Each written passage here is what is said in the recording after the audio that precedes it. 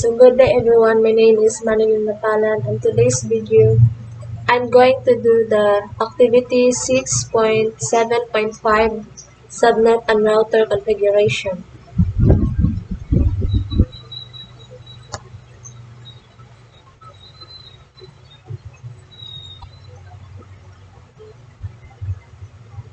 Addressing table. This activity does not include an addressing table. Learning objectives. Subnet and address space per given requirements. Assign appropriate addresses to interfaces and document. Configure and activate serial and fast Ethernet interfaces. Test and verify configuration. Reflect upon and document the network complementation. Introduction. In this PT activity, you will design and apply an IP addressing scheme for the topology shown in the topology diagram. You will be given an address block that you must submit to provide a logical addressing scheme for the network. The router will then be ready for interface address configuration according to your IP address chain. When the configuration is complete, verify the network is working properly. Task 1. Subnet the address space. Step 1. Examine the network requirements. You have been given the 192.168.1.0-24 address space to use in your network design. The network consists of the following segment. The LAN connected to the router R1 will require enough IP address to support 15 hosts. The LAN connected to the router R2 will require enough IP addresses to support 30 hosts. The link between router R1 and router R2 will require an IP addresses at each end of the link. Do not use variable length submitting for this activity. Step 2. Consider the following question when creating your network design. In your notebook or separate piece of paper, how many subnets are needed for this network?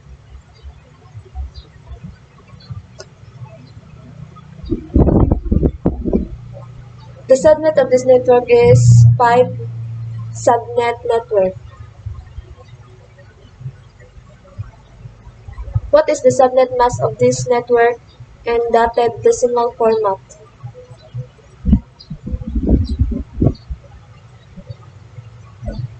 The subnet mask for this network in dotted decimal format is 255.255.255.224.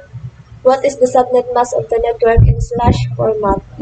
The answer is /27. How many usable hosts are there per subnet?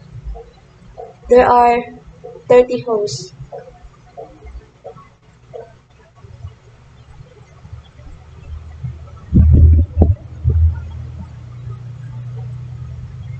Assign subnet addresses to the topology diagram. Assign second subnet to the network attached to R1.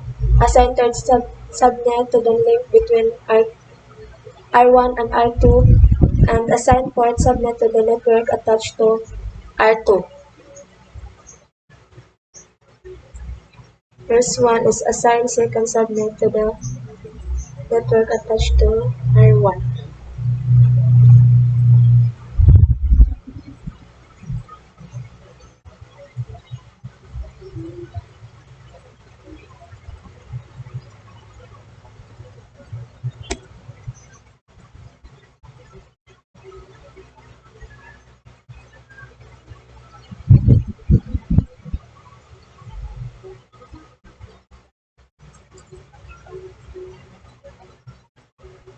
Then assign third subnet.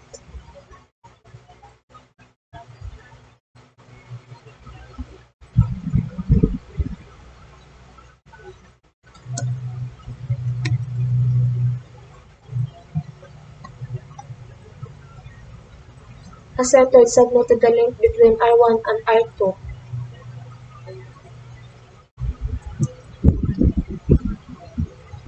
then assign port subnet to the network attached to R2.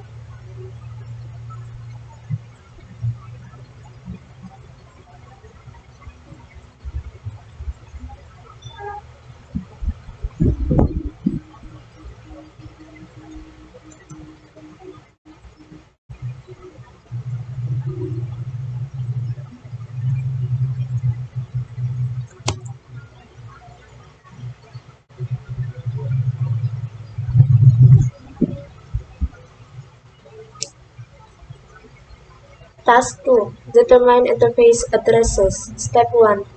Assign appropriate addresses to the device interfaces. Assign the first valid host address and second subnet to the LAN interface on R1. Assign the first.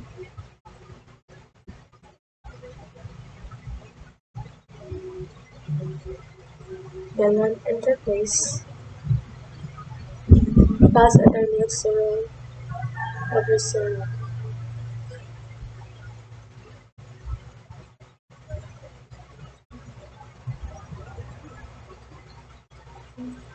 IP address 1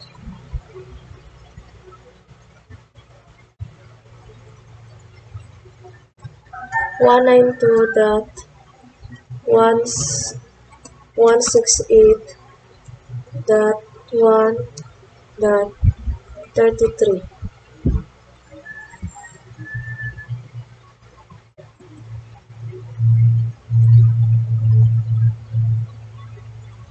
The subnet mask is 255.255.255.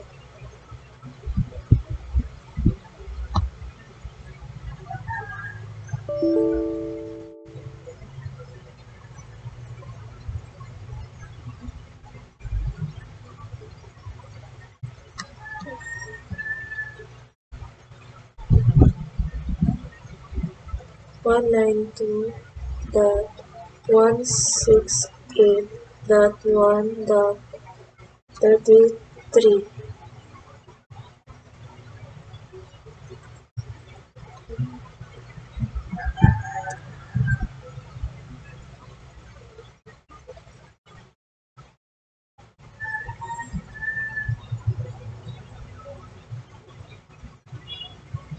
And then assign the first valid host address and the third subnet to the one interface on R1. Serial IP address 192.168.1.65. Subnet mask 225.225.224.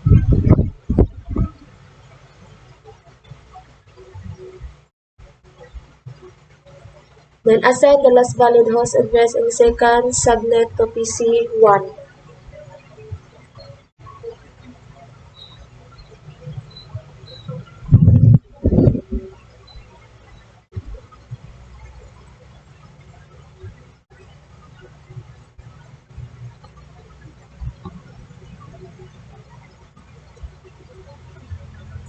IP address 192.168.1.62.